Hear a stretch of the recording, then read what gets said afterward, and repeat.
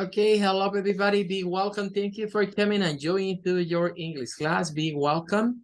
We are going to begin with today's class. At first, as always, we are going to read the versicle. Remember, for this week, we are going to talking about pure in heart. Pure in heart. This is the value and this is the versicle. Matthew 5:8. The Lord said to us, Blessed are the poor in heart. Blessed are the pure in heart, for they will see God. Okay. Well, this is according to New International Version. Bienvenidos, estamos iniciando la clase de este día. Vamos a dedicar los primeros minutos de la clase a meditar un poco en lo que es el versículo de esta semana, recordando que estamos viendo la serie de las Beatitudes o de las bienaventuranzas. Explicábamos el día de ayer que en inglés aparece el término pure, ¿verdad? Que podríamos asimilarlo como sinónimo de ser limpio, de estar limpio, algo puro, pero decíamos que acá la paradox o la contradicción de esta bienaventuranza radica en el hecho de que no es que nosotros nos creamos limpios por nuestras buenas acciones o nuestras buenas obras, porque eso iría en contra de aquello que se encuentra en la Biblia que dice, bueno, que aún nuestras mejores obras a Dios le son como un trapo de inmundicia. Entonces, esto tiene que ver más que todo con el hecho de aquellos corazones puros o limpios de corazones. Debe ser una de las características de un cristiano, es decir, de mostrarse ante Dios tal cual es, ¿verdad? Decíamos ayer, sin ser o sin mostrar algún tipo de hipocresía religiosa. Creerme espiritualmente superior a alguien más es hipocresía religiosa y por lo tanto alguien que se muestra de esa manera no es una persona limpia de corazón. Una persona limpia de corazón es aquel que se reconoce delante de Dios como un pecador y que está en busca constante de dejar de hacerlo o de reconciliarse con Dios de alguna manera, pedirle al Espíritu Santo para que nos ayude a quitarnos aquellas malas mañas o aquellas cosas que no podemos controlar, que sabemos que van en contra de Dios. Bien, el día de hoy vamos a ir a examinar este versículo en Bible Hub. Vamos a ver, estamos leyendo la New International Version, en donde se utiliza el término pure in heart. Bueno, si vamos a otras versiones, por ejemplo, la New Living Translation, esa nos dice God blesses, Dios bendice. Recordemos que la New Living cambia la introducción y que en español usamos mucho eso de bienaventurado o dichosos. En este caso es Dios bendice, God blesses, those whose hearts are pure, aquellos quienes sus corazones son puros, for they will see God, porque ellos verán a Dios. La segunda parte es bien similar a lo anterior, pero cambia un poco la forma de presentarlo. Hemos dicho que la New Living Translation le da un poquito de otra dinámica a la apertura, ¿verdad? De este versículo. Bien, ahora vamos a la English Standard. En la English Standard, pues vamos a ver. Ok, Alejandro, ya vi su mensaje, no hay problema. Ahí pueden estar los dos en el mismo equipo. Ok, no worries. Bien. Y vamos a la English Standard. Dice, Blessed are the pure in heart, for they shall see God. Respecto de las anteriores versiones, el cambio que vemos acá es que para usar el futuro, en vez de usar will, se usa shall.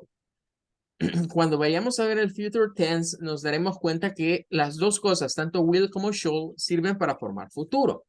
Y significan lo mismo, es el mismo auxiliar. Nada más que se tiene, digamos, las dos opciones.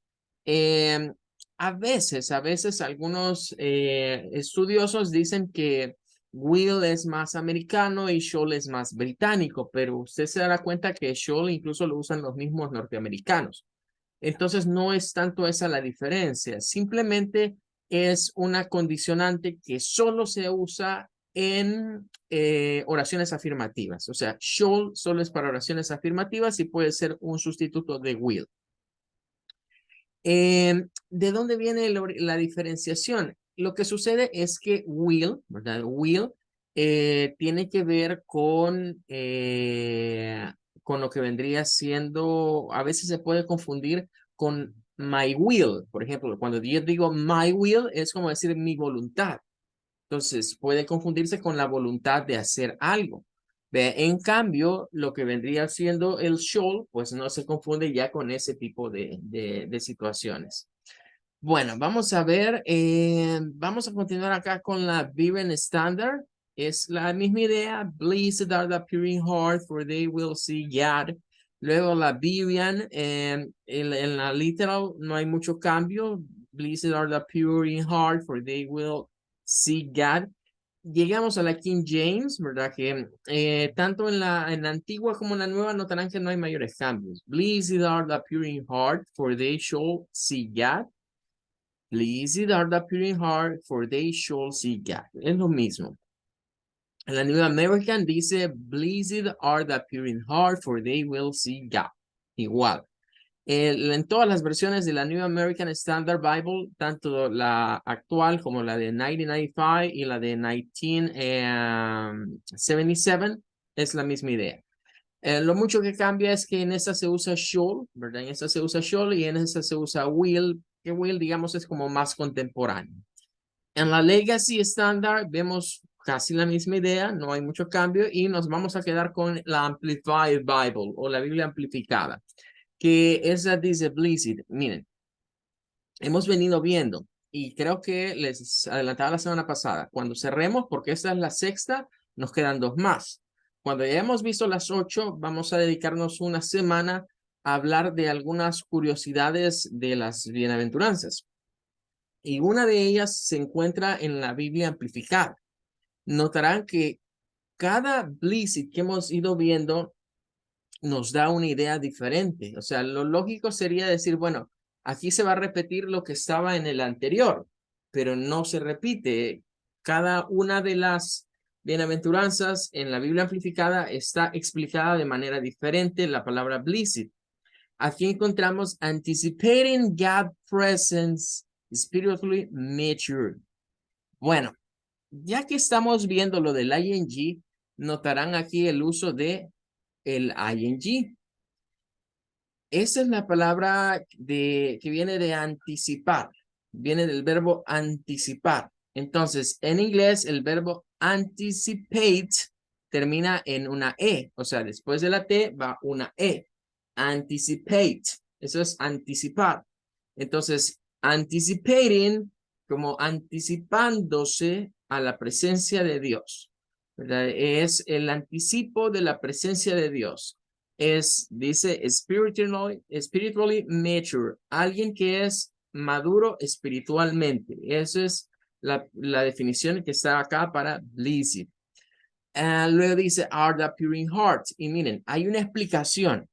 Hay una explicación para indicarnos qué significa eso de pure in heart. Y nos dice, those with integrity, moral courage, and godly character. Bueno, aquí hay algo interesante. Nos dice que los puros de corazón son aquellos que, en primer lugar, presentan o tienen integridad. En segundo lugar, tienen coraje moral, dice. Y en tercer lugar, godly character. Esto se desprende de la palabra del oro, de gold, de dorado o de oro. Lo podríamos traducir literalmente como un carácter de oro, pero quizás eso nos deje un poco divagando si nos vamos a esa traducción literal. Normalmente el gold se usa como un patrón y en muchas ciencias se habla de el patrón oro o el gold standard. Gold standard o patrón oro. Eso se refiere a que antiguamente, ¿verdad? Sabemos nosotros que las monedas, los billetes que imprimían los diferentes países en la modernidad estaban amparadas en el patrón oro, que significaba que había reservas de oro y de acuerdo a las reservas de oro que tuviese un país, así podía emitir billetes o monedas y la moneda tomaba el valor a partir del gold standard o del patrón oro. Hoy en la actualidad eso ha cambiado un tanto, ¿verdad? Ya casi no se usa el patrón de oro como un patrón de cambio. Pero la idea de un gold standard fuera de las finanzas, fuera de lo que tiene que ver con el money, se refiere a eso, a un estándar, a un patrón donde se estandariza cómo todo debe ser. Entonces, cuando habla de godly character, se refiere a alguien que tiene un carácter parecido al patrón del oro, es decir, un carácter estándar. ¿Estándar de quién? Estándar a lo que Dios solicita. Entonces, vamos a quedarnos hasta acá con estas tres ideas de que pure in heart es aquella persona que es íntegra, que tiene un coraje moral, es decir, una buena moral, por así decirlo, y también está de acuerdo a los estándares de Dios. Ok, bien. That one vio. Vamos a ir a continuar con lo que sería nuestro tema del present participle. Ayer explicábamos las primeras reglas, ¿verdad? Recordarán que decíamos la introducción de la clase iba de decir que no es lo mismo un verbal tense que una verbal form. Y definíamos que el present participle es un verbal form. Ahora, luego íbamos a ver las reglas. Estábamos viendo estas reglas en donde decíamos, en primer lugar, a todo verbo que se le atraviese, agréguele ing para convertirlo en present participle o la terminación ando o endo del español. En el caso de las excepciones, la primera era de los que terminan en e, que decíamos que cuando terminan en e se reemplaza la letra e por una i y la ing. Y teníamos, digamos, esa conversión. Y luego nos habíamos quedado, ¿verdad? Esto fue en lo que estuvimos hablando el día de ayer. Nos habíamos quedado en el punto de decir que si tenemos verbos que tienen el diptongo I, es decir, estos verbos que suelen ser cortos y que terminan con el diptongo IE, la combinación de IE, recordemos que la IE se pronuncia como I. Entonces, recuerden que es die, es la pronunciación I para este diptongo. Este se pronunciaría como tie, y este se pronunciaría como lie. Bueno, ahí tendríamos esos tres ejemplos. Cuando terminan en lo que vendría siendo la IE, debemos de reemplazar la IE y sustituirla por el ing. Es decir, aquí vamos a agregar una Y y un ing. Entonces pasamos de die a dying, de tie a tying y de lie a lying. Bueno, el primero y el tercero creo que son bastante claros. Son verbos muy frecuentes. Die de morir y lie de mentir. Pero el de en medio nos puede generar un poquito de dudas. Porque cuando hablamos de tie, quizás lo que se nos viene más a la mente es la corbata. Entonces, ese nos puede generar dudas. Y estas palabras resulta interesantes irlas a buscar a dictionary.com. Entonces, vamos a ir immediately to dictionary.com and we are going to look up for tie. Look up for tie. Vamos a buscar lo que es tie. Bueno, en primer lugar, nótese que aquí ya el IPA nos está indicando que el sonido, ¿verdad? IE, el sonido para el diptongo IE es I. Es I, ¿verdad? Tie. Bien, luego ya de una sola vez, miren, aquí nos arroja las formas verbales. Creo que hoy que entremos al ver el diccionario ya usted va a estar más consciente que cuando dictionary.com le arroje esto que está acá, son las formas verbales.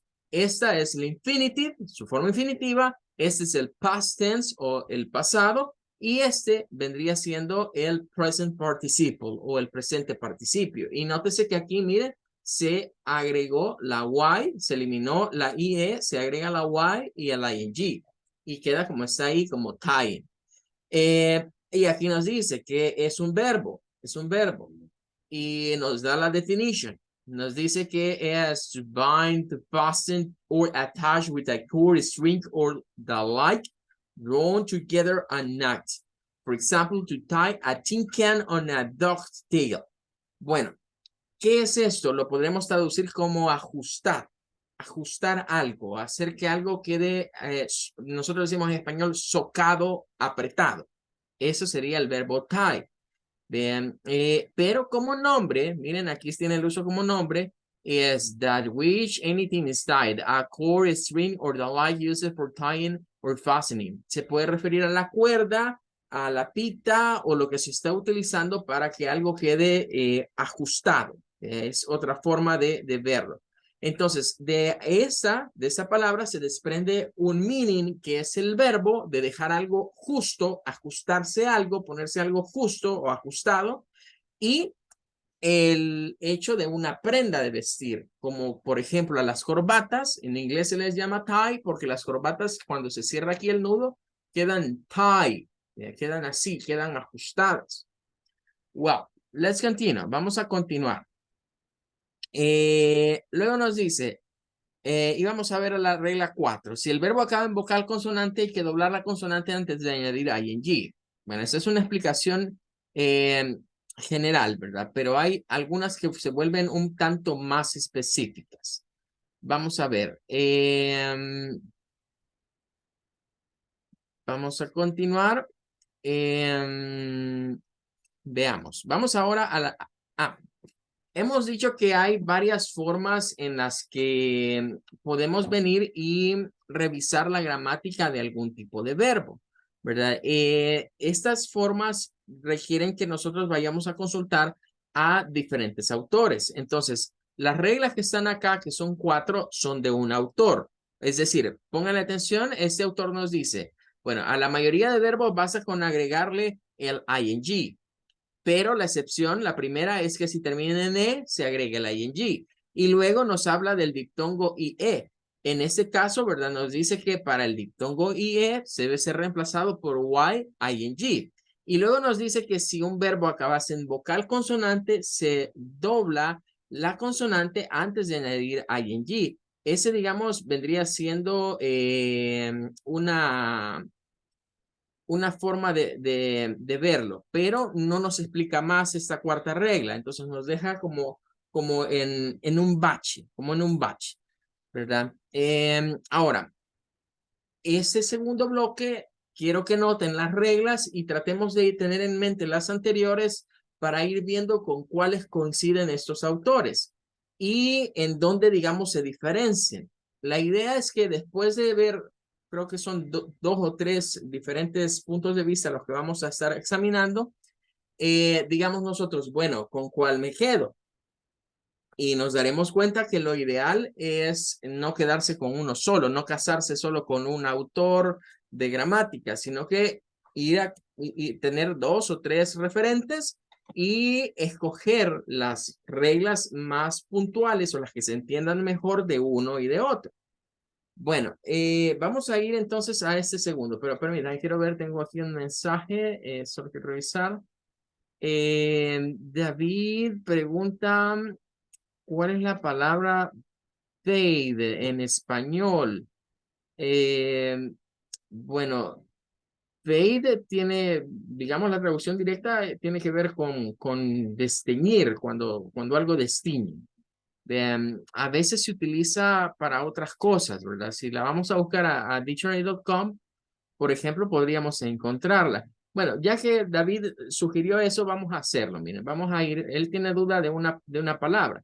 Aquí no vamos a ver, recuérdense que en dictionary.com no vamos a ver nunca las traducciones. No vamos a ver traducciones a ningún idioma. Vamos a ver, este es un diccionario inglés-inglés, ¿verdad? Así se les llama eso, diccionario inglés-inglés. Nos dice acá fade, ¿verdad? Es de la pronunciación para A, ¿verdad? Para esta y esta no suena fade. Es un verbo. Por lo tanto, miren, aparecen las diferentes formas verbales. El infinitivo, el pasado simple y el presente participio, formas verbales. Y nos dice que puede ser to lose brightness or deepness of color. Literalmente nos están diciendo, fade significa la pérdida de la brillantez o la vividez del color. Por eso decíamos, se suele traducir como desteñir. Dice también to become dim as light or lose brightness or illumination. Puede también usarse para cuando una habitación pierde luminosidad, ¿verdad? De hecho, dim tiene que ver con las, no sé si alguna vez han visto que hay algunos lugares que tienen, los focos no son de la misma intensidad, sino que son regulables. Es decir, hay una perillita donde yo puedo regular la intensidad de los focos. Sobre todo lo hacen con los que son focos halógenos, ¿verdad? Entonces, esos se llaman dimmers. Viene porque lo que hacen es variar, ¿verdad? Es decir, oscurecer o aclarar más la luminosidad de la habitación. Entonces, con eso también tiene que ver fade. Puede ser, miren, otro significado de fade, to cause to fade. Sunshine faded the drapes es una forma también de decir cuando, como cuando nosotros decimos que un pantalón o una prenda se me ha decolorado, ¿verdad? O ha perdido su color, pero por efectos del sol. Bueno, vamos a ver, pero también puede ser, mire, como un nombre. O sea, esos son los usos como verbo, pero tiene usos como nombre. El act or instant of fading. En este caso, fading es como desvanecerse. Entonces, esto se suele utilizar a veces en los actos de magia, ¿verdad? O cuando alguna sombra, se vio una sombra y desapareció alguien, ¿verdad? Estaba ahí una sombra y desapareció la sombra. Eso se dice fading. Hey, it's fading. ¿Qué significa? Bueno, se desvaneció. Es parecido en ese sentido, fade, a el verbo vanish, ¿verdad? No piensen que es sí, es el mismo nombre que usan para un producto para quitar manchas, pero vanish viene del inglés que significa desvanecer, ¿verdad? Desvanecer. Entonces aquí es similar fading a vanish, algo que se desvanece o desaparece frente a nuestros ojos. Bueno, espero con eso haber aclarado pues la duda que tenía ahí David, ¿verdad? Y recuerden que en todo caso lo más interesante es que tenemos este recurso disponible. Si yo no sé qué significa una palabra, quiero averiguar los usos que puede tener, hay que ir a buscar su definición, ¿verdad? En dictionary.com. Ok, bueno, continuemos y regresamos. Decíamos, usamos ing, ¿verdad? Para añadirle al verbo, es la regla general. De play pasamos a playing, de read a reading y de wait a waiting. Se agrega ing. Recuerden que estos que terminan en y no hay problema acá, solo se les agrega el ing. Luego nos dice que la terminación ing corresponde al endo del español, que vendría siendo los respectivos verbos que están arriba y la traducción, ¿verdad? El gerundio nos dice es para hacer tiempos continuos. Ya habíamos explicado que eso lo vamos a usar, ¿verdad? El presente participio como forma verbal se utiliza para el present continuous, el past continuous y el future continuous. Es decir, los tres tiempos continuos del inglés van a utilizar esta forma. Bien. Y de ahí ya debemos de ir haciendo la idea de como que estos fueran una especie como de parejitas. Vea, es decir, tenemos pasado, presente y futuro. Son, digamos, los tres tiempos base. Pero sobre ellos vienen los simple. Entonces tenemos simple present, simple past y simple future. Sacamos tres de ahí. Y luego, sobre esos, podemos hablar de los continuous o progressive, es decir, continuos o progresivos, que obviamente van a ser tres nuevamente. Entonces, de entre los simples y los continuos, tenemos solamente ahí 6 verbal tense. Ahí sacamos 6 tiempos verbales. Y luego hay otros 6 más, que completan 12. Usted tiene que ponerse como objetivo que de aquí a que terminemos este level, que es el intermediate, usted va a saber manejar, va a saber la estructura gramatical de los 12 tiempos verbales del inglés, ¿verdad? De 12 tiempos verbales. Algunas personas hablan de 16 tiempos porque incluyen allí lo que son los modals, pero nosotros los trabajamos eso por separado, ¿verdad? Porque no la mayoría de autores, ¿verdad? No los consideran parte de los verbal tenses, sino más bien les llaman modals, los verbos modales. Pero eso lo veremos más adelante. Ahora, en esta explicación aquí vienen las excepciones. Ya se nos planteó la idea general, que es como un atarrayazo de que a todos los verbos en que terminan para que se conviertan en presente participio se les agrega ing. Ahora vamos a las exceptions. Bueno, aquí hay unas sugerencias importantes. Mire, dice, muchas veces tenemos problemas con aprendernos la regla. Entonces, podemos hacerlo de manera práctica. Es decir, no tratar de recordar todas estas reglas. O si se me olvidan, podemos recurrir a memorizarnos quizás algunos verbos o por lo menos las formas, ¿verdad? Las formas de estos verbos. A medida vamos repitiendo los verbos, pues se vuelve más frecuente el recordar cuál es la forma del ing. De hecho, yo les diría, miren, esto es igual que las reglas ortográficas que a nosotros se nos enseñan. Normalmente, no sé si es en tercero, sí, creo que es en tercer grado, tercero o cuarto grado que actualmente les están enseñando, ¿verdad? A distinguir entre palabras graves, agudas, esdrújulas, sobreesdrújulas. Y claro, en ese momento nos dieron las reglas, pero a la fecha estoy más que seguro que la mayoría no las recordamos. ¿Ve? Entonces, para nosotros es más fácil recordarnos que algunas cosas que terminan en la ON o ION, esas siempre les ponemos una tilde. ¿Ve? Y que algunas palabras, pues, acostumbran a llevar tildes y otras no. Bien, es decir, se vuelve algo más que memorizarme las reglas, más me memorizo cómo se escriben las palabras. Entonces, los mismos caminos quedan con esto en el inglés, porque lo que estamos estudiando es ortografía del idioma inglés.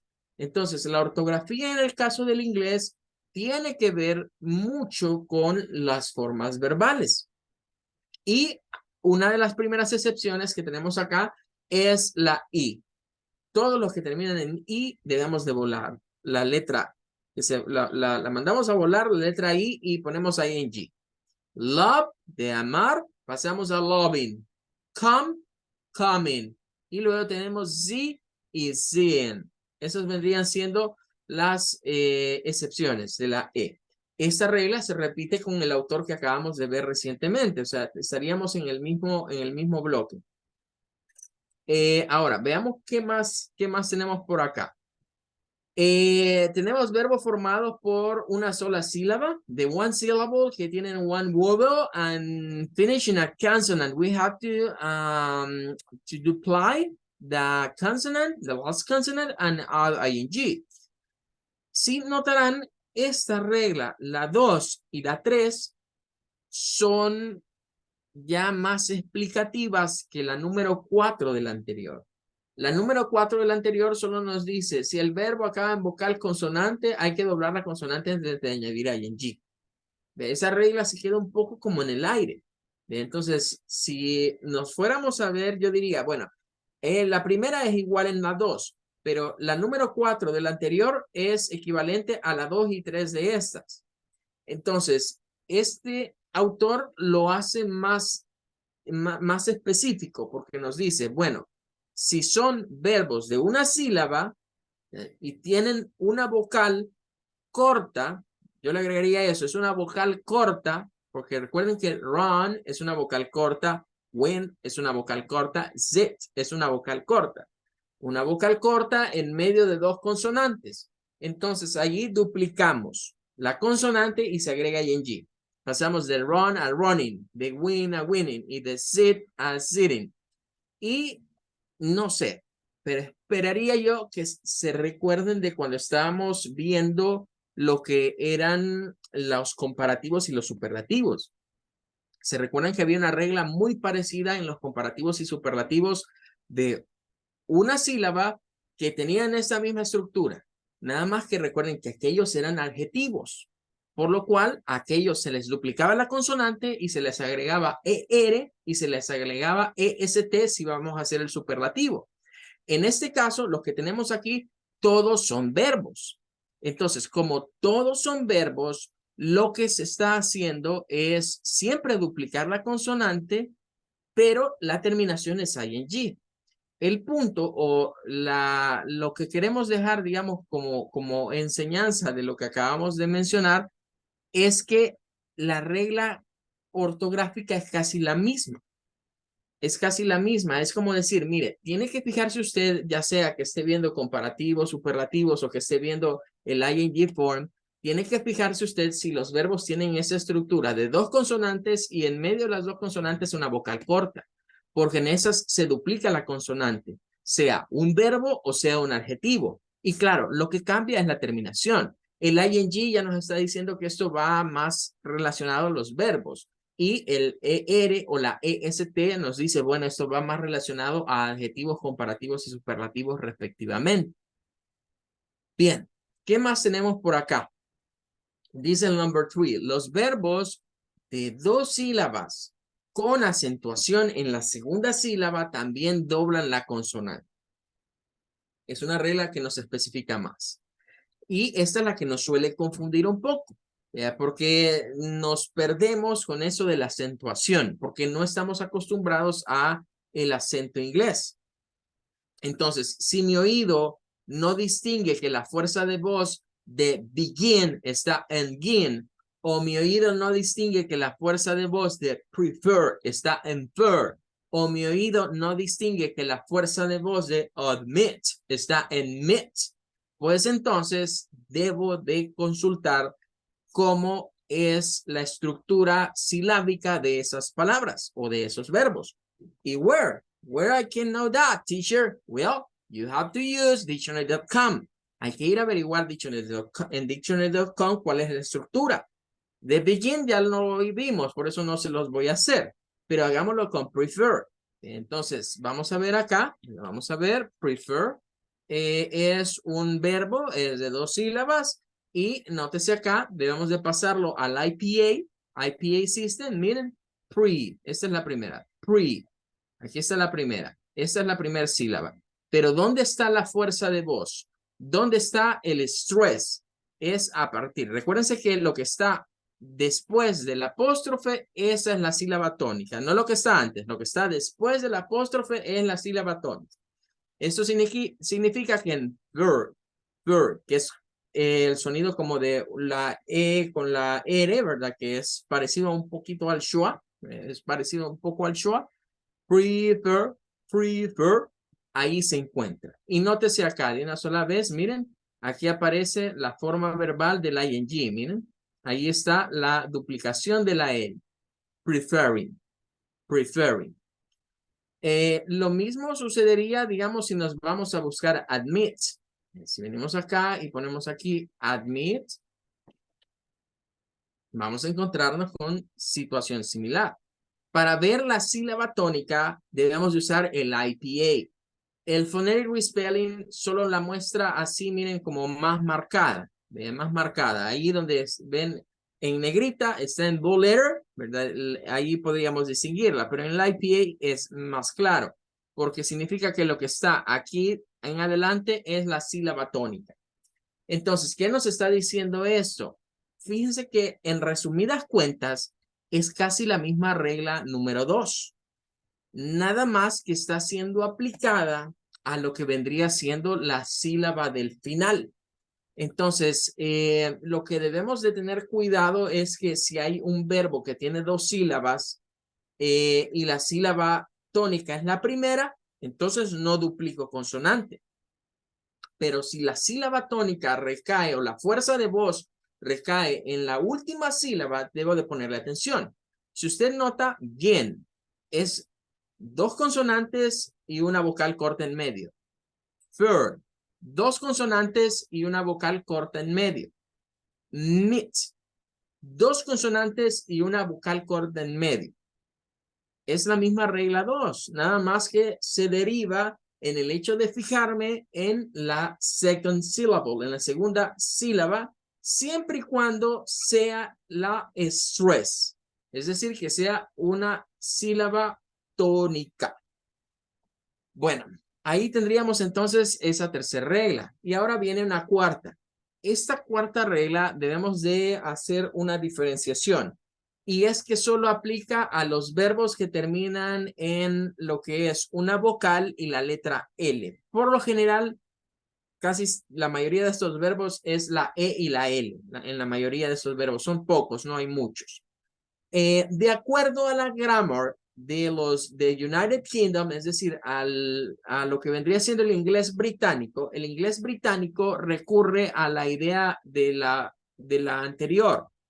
Nos dice que estas, si decimos trouble, así, trouble, hasta allí, nos está diciendo, bueno, la fuerza de voz es en la última sílaba, entonces se tiene que duplicar la L y se agrega ing.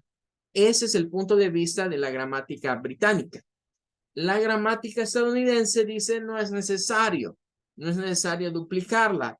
Traveling, no es necesario duplicar. Basta con agregar el ing.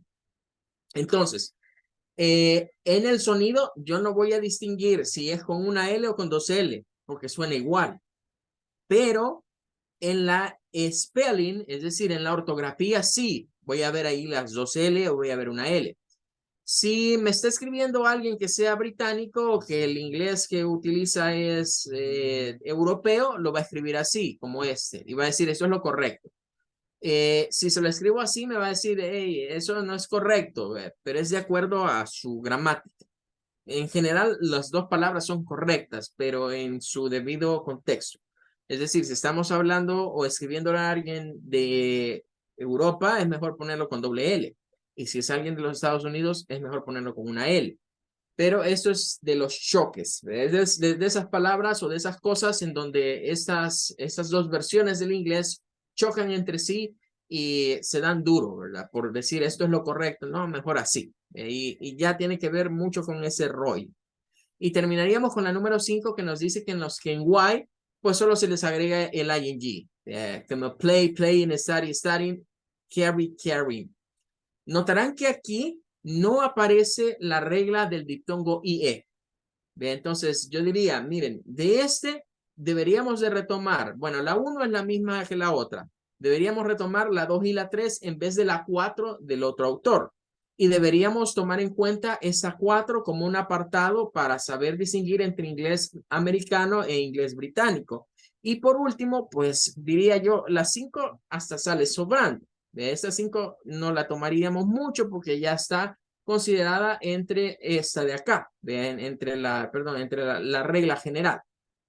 Bueno, time is over. Se nos termina el tiempo, así que nos vamos a quedar hasta aquí el día de ahora.